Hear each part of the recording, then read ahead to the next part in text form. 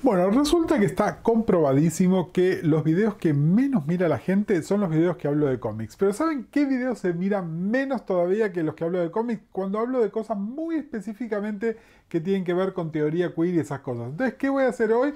Voy a hablar de un cómic que tiene la palabra queer en el nombre, cosa de que, ¡yay!, no lo mire nadie. Pero bueno, nada, en serio, les voy a hablar de esta graphic novel que se llama Genderqueer, voy a hablarles de algún otro cómic queer y les voy a hablar de alguna cosa mainstream que trata de hablar de lo queer y ahora vamos a ver con qué éxito o no.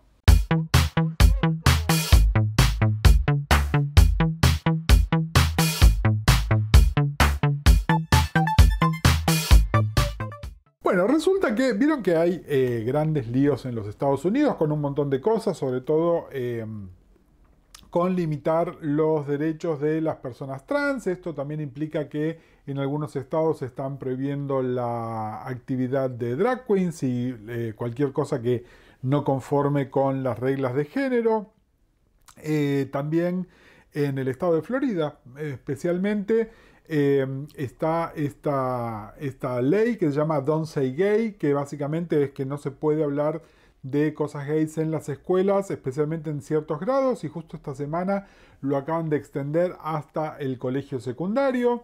Y también con una cosa tipo Fahrenheit, donde están sacando libros de bibliotecas, especialmente, aparte de aquellos que hablan de teoría racial y un montón de otras cosas, todo aquello que tenga que ver con discutir abiertamente diversidad sexual, identidad de género, etcétera, etcétera, etcétera. Un espanto todo. ¿Por qué les doy este contexto? Porque en el medio de todo esto, uno de los libritos que estuvo en el centro de la atención es esta graphic novel que se llama Genderqueer, que es una memoria, un libro de autoficción o de autobiografía de un autore que se llama Maya Kobabe.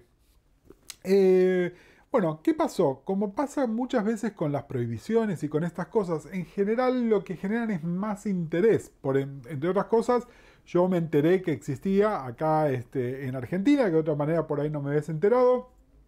Y empezó a haber gran demanda. ¿Por qué? Porque estos libros no pueden estar en las bibliotecas, pero sí se pueden, por ejemplo, comprar en una librería online o lo que sea. Entonces, de repente, el libro de Maya se empezó a pedir muchísimo y entonces, astutísima, la gente de Onipress, que es el grupo editorial que lo editó en el 2019-2020, sacó una nueva edición, que es esta que tengo yo, que es una edición de tapa dura. El tamaño es el mismo que tenían, es un poco más chiquito que un cómic normal. Entonces, un cómic normal, esta es la edición que tengo yo. Y bueno, nada, la pude pedir para leerla, a ver de qué se trata. A ver, les pongo primero un poco de... Bueno, un poco de contexto sociopolítico. Ya les quiero dar un poco de contexto de cómics con respecto a esto. Vieron que hay una larga tradición de la historieta independiente norteamericana, especialmente la historieta independiente tal como la pensamos, los 60, los 70, Crump y todo ese tipo de cosas. Pero hay todo un movimiento y no les quiero atribuir autores, pero sí tiene que ver, bueno, está la clásica publicación Gay Comics, de ahí salieron autores como Howard Cruz, que ya les hablé de Stack Rubber Baby en algún momento, y más conocido todavía, Alison Bechdel. De Alison les hablé un montón en el canal en varias ocasiones, hablando de distintas cosas de su obra. Estas historietas tienen, sobre todo la de Bechdel, porque Cruz viene muy de una estética parecida a la de la historieta tradicional independiente. Allison trae algo distinto, especialmente en la manera en que dibuja. Y en el medio también sucede algo muy importante, que es cuando a mediados de los 90 sale Understanding Comics, este texto clave de Scott McCloud y sus dos libros secuela.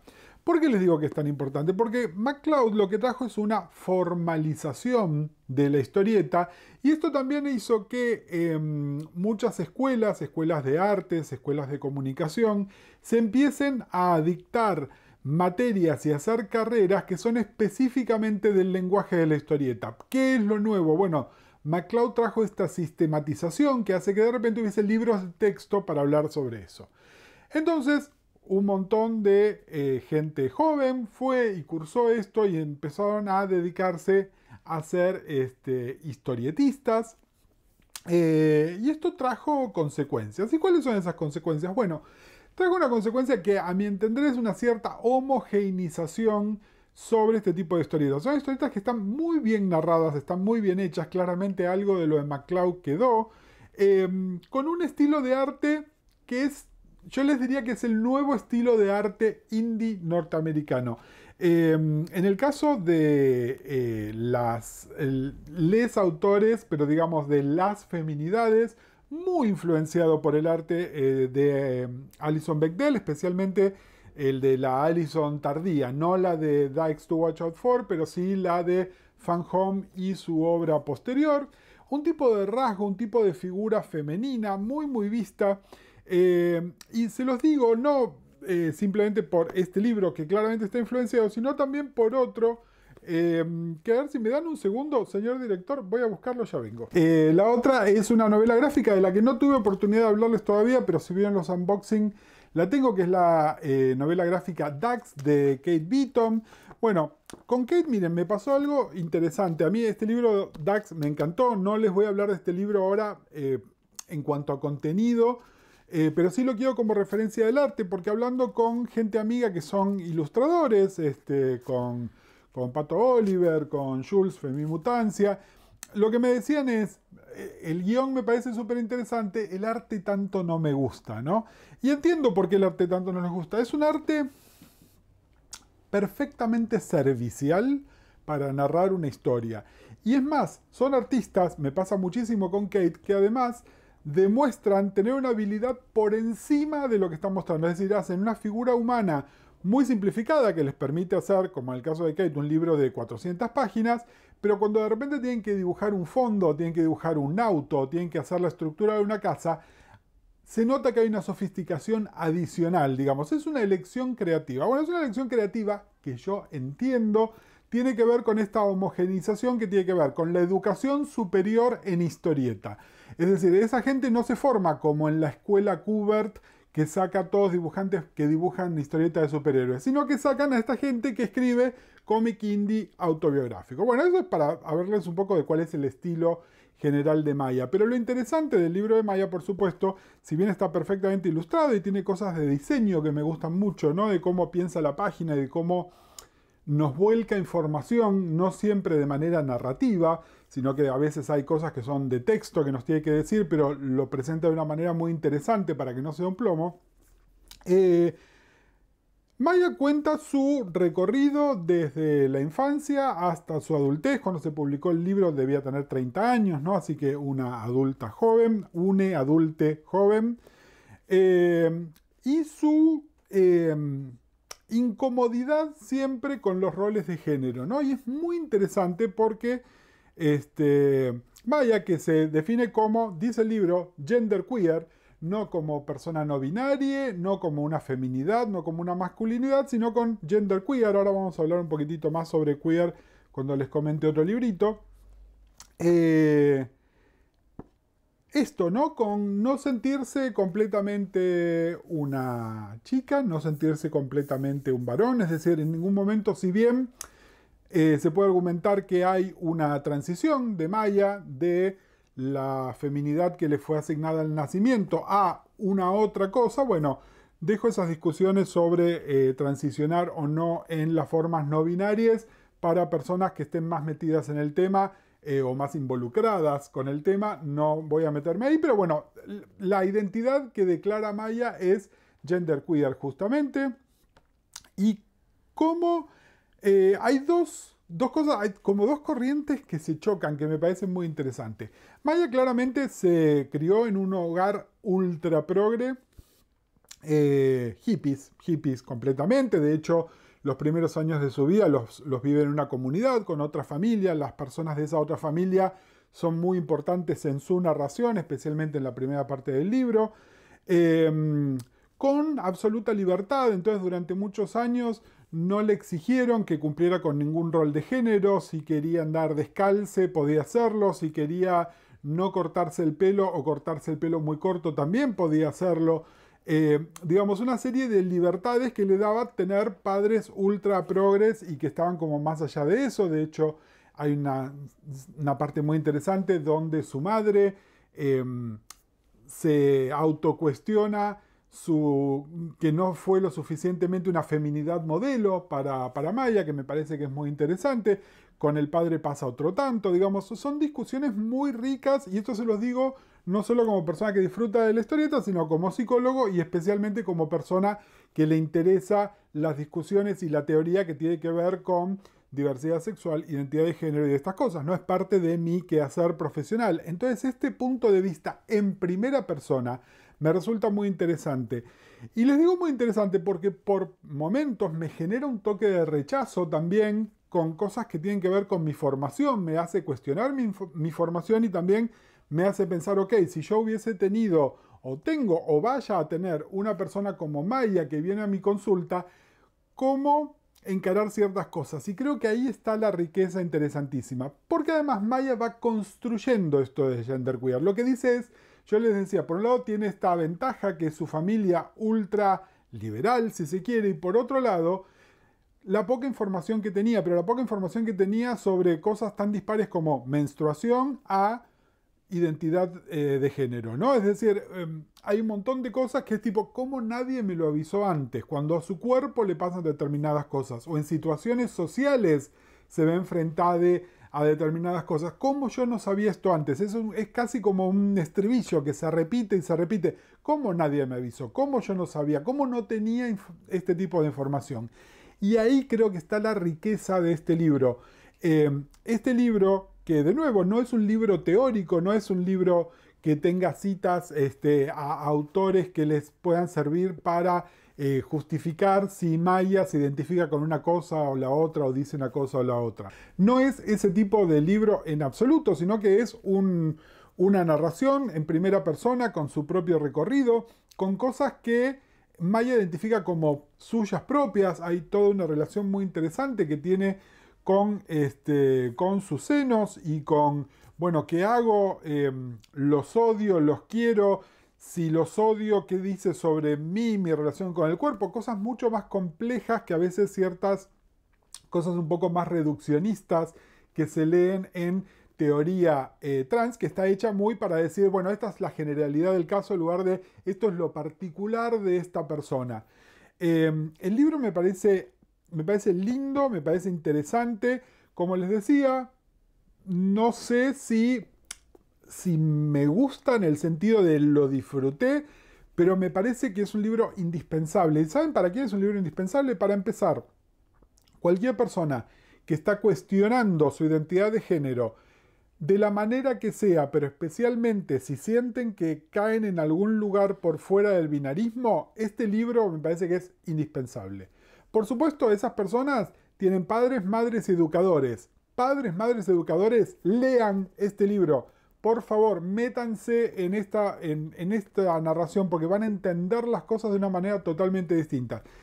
Y profesionales de la salud mental, chicos, chiques, nos tenemos que poner al día. Hay muy poca teoría escrita, mucha de la teoría que está escrita o en otros idiomas o también desde paradigmas que por ahí no son los que manejamos. Y de nuevo, esta pieza de ficción no teórica nos aporta algo más a todo eso. Siento que además dialoga con un montón de otras cosas. Maya siente atracción por... a ver, yo le estoy hablando mucho del tema del género. Maya también dice que es asexual de a ratos, porque no es completamente asexual, pero mayormente asexual, y también es aromántique, que es un montón, digamos, es un paquete muy raro, y lo explica muy bien, y explica muy bien la diferencia entre asexualidad y aromanticismo, que es otra cosa que por ahí no siempre queda del todo claro, pero de nuevo, desde su primera persona lo hace también. Y habla un poco de cómo estas cosas, si bien son carriles separados, intersectan entre sí, intersectan en su persona, en cómo se presenta y en qué clase de exigencias tiene de parte de su entorno, ¿no? Que creo que es donde se generan la mayoría de los conflictos. Eh, nada, léanlo. Si son psicólogos, léanlo. También hay otra cosa más, Maya, y de nuevo, cuando leí las liner notes del libro, medio que me enojé porque dije, está utilizando... Vieron que en inglés el equivalente a nuestro lenguaje inclusivo es la utilización del pronombre they, them, their, que es el plural para hablar en singular y es una manera de denotar no binarismo. Bueno, Maya utiliza otro juego de pronombres que es sin la H y sin la T. Es air, I, nada. Bueno, son lo que se llaman los pronombres Spivak por una autora que se llama Spivak, de la que les voy a hablar en un segundo nada más. Y nada, hay toda una justificación teórica de por qué son sus pronombres. ¿A qué voy? Y de nuevo, lo de genderqueer. Si simplemente fuera una persona no binaria, probablemente estaría utilizando los pronombres they, them, y sin embargo está utilizando unos otros pronombres que por supuesto le traen una complicación más en la vida. Cualquiera de ustedes que no quiera utilizar los pronombres masculinos o femeninos saben lo difícil que es. Bueno, imagínense si además quisieran utilizar un juego de pronombres que son diferentes de nuestra convención, que es para hablar de algo no binario usamos el lenguaje inclusivo. Un quilombo, pero bueno, un quilombo bien escrito, de manera entretenida, de manera... Nada, el arte me parece simple, pero les digo, me parece bello y es narrativamente perfecto y me viene mucha curiosidad por ver qué más hace Maya, para ver si de alguna manera utilizó como una especie de lenguaje, digamos, de libro para jóvenes adultos, dado que esta historia afecta a los jóvenes adultos, y si de repente quiere narrar una historia más adulta, utilizaría otro estilo. Se lo súper recomiendo. Una cosa, estábamos hablando con una amiga del canal, justamente con Lee Kerner de Casa Brandon, que nada, le recomendaba que lo leyera y que hiciera un boca en boca, y nos vino la duda de si está editado en España. Me parece que todavía no. En Argentina obviamente no está editado, pero también entiendo la barrera idiomática, que significa que esté disponible solamente en inglés. Por un lado, o sea, estoy súper recomendando, y por otro, no es accesible para personas que no son angloparlantes. Si no está editado en España, se va a editar en España. España tiene un mercado editorial súper sano y que edita mucha historieta independiente norteamericana. Esto además es de ONI, que es un sello independiente pero grande. Así que no me extrañaría que saliera. Investiguen un poquitito. Creo que no habría que traducirle el nombre. Pero bueno, nada, genderqueer. Quiero aprovechar para hablar de todo esto, sobre todo porque estamos hablando de queer y estamos hablando con cosas de teoría, para recomendarles otra historieta. Esta la tengo hace unos cuantos años ya, que se llama Queer a Graphic History. En realidad, A Graphic History es una serie de libros, es un poco como la serie de cosas que son para principiantes, o esos libritos que salen acá que son, les explican, no sé, Einstein o Lacan, muy fácilmente. Bueno, este es un libro parecido, ahora después les voy a hacer una ojeada. Es una mezcla de libro de texto, y es el libro de texto duro, es decir, ven que tiene cosas hechas con tipografía, con typesetting de libro, pero que está ricamente ilustrado, pero no es simplemente un libro ilustrado. Yo creo que califica un poco como una historieta. De nuevo, les recomiendo que lean al amigo MacLeod para sacarse un poco la duda. Bueno, este libro lo que tiene de interesante es que explica un poco de qué hablamos cuando hablamos de queer. Habla de teoría queer, habla de política queer, habla de las figuras claves que formaron de alguna manera las bases de lo que hoy llamamos queer, habla de intersecciones, por supuesto, habla de feminismo, de raza, de poscolonialismo, ¿no? De todas estas cosas que nutren al discurso queer. Yo les decía que tengo un tema con el tema de la identidad genderqueer. Para mí lo queer es impensable sin pensar en lo político y en lo teórico más que en lo identitario. Este es un punto de vista mío, por ahí lo podemos charlar en otro momento, pero también es muy interesante todo lo que queda afuera si uno no maneja el término y no maneja la bibliografía. Bueno, este libro lo que hace es explicar en pastillas muy cortitas conceptos básicos, personas básicas, y sirven, ¿saben qué? Como una gran guía de lectura. Es un gran libro para decir, che, me interesaría leer a estos autores, ¿no? Y por supuesto, habla de Foucault y habla de Butler, pero también habla de un montón de gente que por ahí no conocemos. Habla de Spivak y yo este libro, como les decía, lo tengo hace varios años, ya lo había leído. Terminé de leer Genderqueer y lo primero que hice fue agarrar este libro y, claro, me encuentro con Spivak otra vez, que yo no, por ahí no tenía el nombre, pero bueno, encuentro cuál es la lógica y la motivación de Spivak para hablar de los pronombres que hoy conocemos como los pronombres Spivak, ¿no? Entonces hay toda una interrelación. Les diría que es un libro de consulta. Este libro es inglés, está editado en Inglaterra. Tienen tiempo hasta el 26 para pedírselo en Book Depository. En Estados Unidos se consigue también, es un poquitito más caro y no estoy muy seguro de cómo se traduciría este libro. Es decir, por un lado veo que el libro de Maya es perfectamente traducible a cualquier idioma. Este libro es un libro de teoría de consulta donde algunas cosas por ahí se perderían. Pero nada, me parece un recontra desafío para algún amigue traductore que quiera aceptar el desafío. Pregunta del público. Pregunta del público, sí. Siendo un libro que fue editado hace muchos años sobre teoría queer. No son Y, tantos años igual, creo que es del 2017, ok, pongan. 2017 a hoy evolucionó un montón, todo. Sí, ¿Quedó en el tiempo? no, es muy buena la pregunta que me hace el editore. No, el libro no se quedó al tiempo porque justamente lo que dice es esto cambia todo el tiempo y va agregando y lo que propone es una cosa de construcción sobre lo anterior, no de rompan todo. Entonces hay una concentración muy fuerte a principios de los 90 de todo esto, después empiezan a aparecer cosas más críticas y por ahí a partir del año 2000 está como un poco más calmado porque se abren otras consideraciones que tienen que ver con otros temas, ¿no? Especialmente, de nuevo, con empezar a problematizar los no binarismos por más allá de lo trans dentro del binario, por empezar a pensar en estas variaciones que tienen que ver con el aromanticismo, con la asexualidad y con un montón de cosas.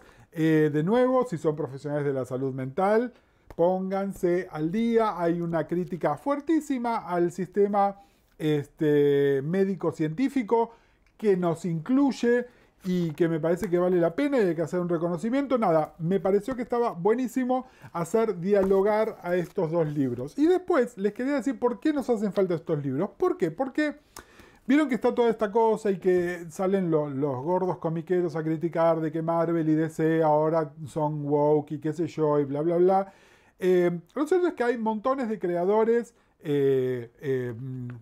de todo el espectro de la diversidad, tanto de la diversidad sexual como de género, como de relacionamiento y un montón de otras cosas, trabajando para las compañías grandes. Algunos de ellos son mis amigos, como el queridísimo Luciano Vecchio, que es uno de los ilustradores de esta historia, que es Teen Justice, que en realidad es Multiversity Teen Justice. Esta historia, les cuento, salió por DC. Hay una tierra dentro de Multiversity que está invertida de género, ¿no? Donde en lugar de Superman está Superwoman y en lugar de Wonder Woman está Wonder no sé cuánto, que es el equivalente. Digamos, todos los personajes están cambiados de género y bueno, lo que obviamente los Teen Titans podrían estarlo también. Entonces hay un personaje que es Troy, que sería como la versión masculina de Donna Troy, etcétera, etcétera. Bueno, dentro de esto hay un personaje que es este que ven acá, que es una nueva iteración de la familia Flash, que desde que se creó este personaje está planteado como un personaje no binario. Y está perfecto que exista y está perfecto que sus creadores así lo digan, pero narrativamente acá este personaje en una serie de 5 números que le tiene como protagonista no me dicen realmente en qué hace a la narrativa que sea una persona no binaria. Y ahí es donde me encuentro, no puedo criticar a los autores por haber hecho esto, sino que lo que tengo que pensar es, bueno, estas identidades agregan algo narrativamente o no. Les digo por qué. Porque, por ejemplo, dos personajes, Troy, que ya se los mencioné, y Raven es neutro, así que Raven masculino se llama igual, tienen un romance. Y ese romance es muy fácil de mostrar. Un romance entre dos chicos homo-cis, perdón, es muy fácil de mostrar. No, se dan un besito, uno está preocupado por el otro, tienen un final feliz, mientras que con una persona no binaria que tiene unas preguntas que tienen que ver con la identidad, pero tienen que ver con la identidad de si forma parte de la familia de los Flashes o de Johnny Quick o qué sé yo y bla bla bla. Pero no me queda muy claro a qué hace su identidad no binaria. A ver, no es una crítica, es una pregunta que tengo yo mismo. Es tipo, bueno, ¿me agrega algo? ¿No me agrega nada? Probablemente haya otros autores más piolas que pueden generar otro tipo de historia común. Esta finalmente es una historia de superhéroes, pero súper básica, historia de superhéroes, donde el chiste se agota a la segunda página, cuando ya vi que que Superboy es Supergirl y que Robin, en lugar de ser Damián, es alguien que se llama Thalía. Ya entendí todo lo que tenía que tener, es jaja, ya entendí el chiste. Pero me parece que tendríamos que buscar qué vueltas narrativas habría que dar para que estas cosas tengan un poco más de consistencia. Pregunta del público. Pregunta del público, sí. Puede ser que no tengan que agregar nada narrativo y que solamente estén, y lo bien que están, como una cuestión identitaria. No, estoy re de acuerdo. Es decir, me encanta que estén. A lo que voy es... ¿hay algo más para decir? Bueno, Maya me dice que sí hay algo más para decir. Pero ojo, también está más allá de lo autobiográfico o más allá de la historia de Coming Out. ¿Hay algo más para decir? Probablemente sí. Lo que requiere son creadores más sofisticados, ¿no? Y por eso vuelvo al principio, vuelvo a hablarles de Howard Cruz, vuelvo a hablarles de Alison Bechdel. ¿Qué pasa? Alison, Howard sacaron sus grandes obras ya en sus 40, ¿no? Stack Rubber Baby, Cruz ya era un adulto. Fan Home, Alison era una recontra adulta. Y de hecho, para mí, cuanto más grande se pone, más sofisticada se pone y más me gusta lo que está haciendo. Es decir, por ahí hay algo que tiene que ver con la juventud también. Esto, en este libro del 2017, el tema del no binarismo empezaba a hablarse, digamos, todo estaba dentro de la burbuja de queer y de repente, unos pocos años después, un par de años después, Genderqueer ya mete ese tema por completo y probablemente las cosas que salgan ahora lo van a complejizar un poco más.